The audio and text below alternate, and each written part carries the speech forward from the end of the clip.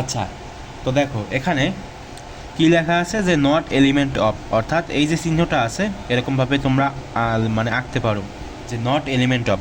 তো এটা দ্বারা মূলত কি বোঝায়, দেখো এখানে সংখ্যাটা লেখা আছে যে কোনো উপাদান যদি সেটের সদস্য না হয় তাহলে এটি ব্যবহার করা হয়। বুঝতে কি পেরেছো?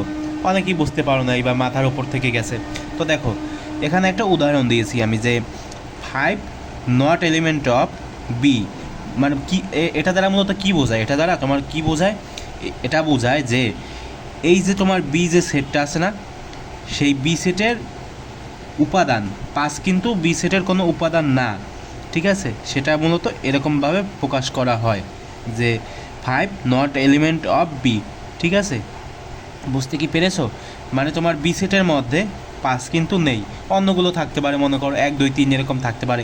মনে করো বি সেট যদি এরকম হয় যে 1 2 3, ঠিক আছে, এটা যদি তোমার বি সেট হয় তাহলে কি আমরা লিখতে পারি না যে 5 তোমার নট এলিমেন্ট অফ কি বি, এটা কিন্তু আমরা লিখতে পারি। ঠিক এজন্যই হচ্ছে এটা ব্যবহার করা হয়। বুঝতে কি পেরেছো ভাই?